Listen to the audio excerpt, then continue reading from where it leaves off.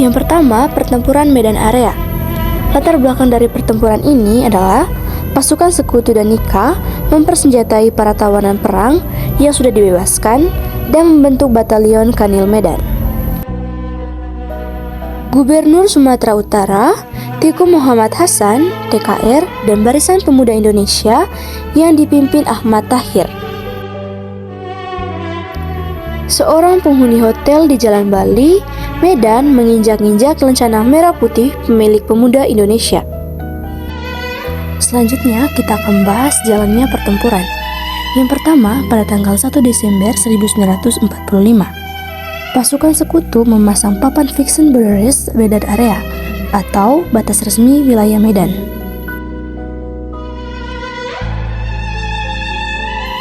Yang kedua, pada tanggal 10 Desember 1945, pasukan Inggris dan Nika menyerang kota Medan.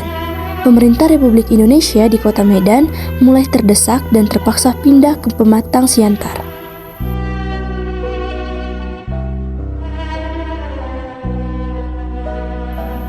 Perjuangan terus dilanjutkan dengan membentuk Komando Resimen Laskar Rakyat Medan Area pada Agustus 1945.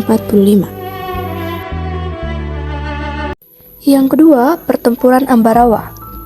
Latar belakang dari pertempuran ini adalah pada tanggal 20 Oktober 1945, pasukan Sekutu dipimpin oleh Brigadir Jenderal Bethel tiba di Semarang untuk mengurus tawanan perang Jepang.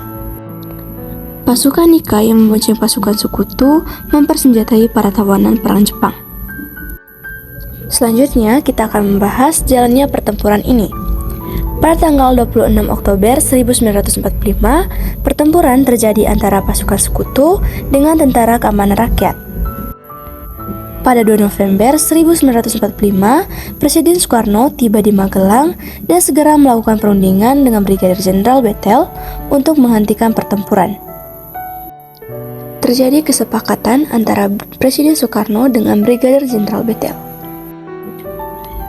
Pada 20 November 1945, terjadi kembali pertempuran antara suku dengan TKR akibat pelanggaran kesepakatan oleh Sekutu yang menambah jumlah pasukan di Magelang. Letkol Isdiman gugur dalam pertempuran tersebut dan digantikan Kolonel Sudirman. Lalu, TKR berhasil mendesak pasukan Sekutu. Puncaknya, pada 15 Desember 1945, TKR berhasil merebut kembali Ambarawa, serta mengusir pasukan Sekutu dari Ambarawa ke Semarang.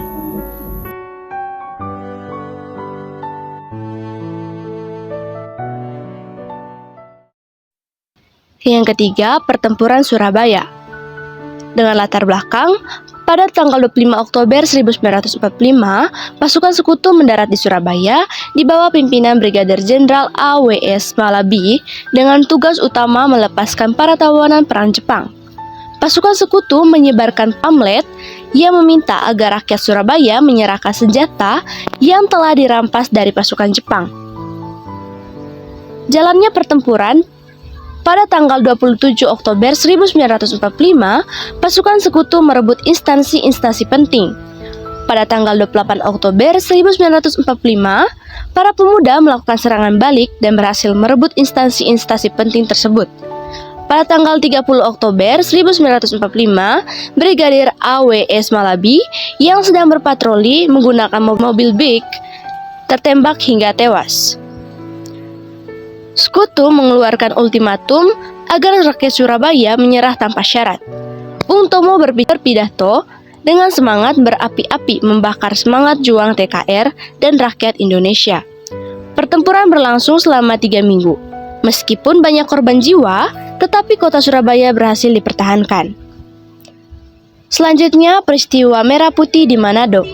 Dengan latar belakang, pasukan Sekutu dan Nika mengumumkan larangan mengibarkan bendera merah putih di wilayah Minahasa. Jalannya pertempuran, yang pertama, Gubernur Sulawesi Selatan memerintahkan dibentuk Perjuangan Pusat Keselamatan Rakyat atau PPKR.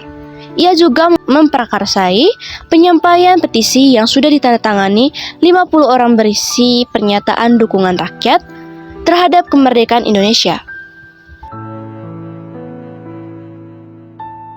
Selanjutnya, pertempuran di Bandung. Dengan latar belakang, Pada tanggal 12 Oktober 1945, pasukan sekutu yang diboncengi Nika tiba di Bandung, kemudian menuntut semua senjata yang telah dilucuti itu diserahkan kepada sekutu.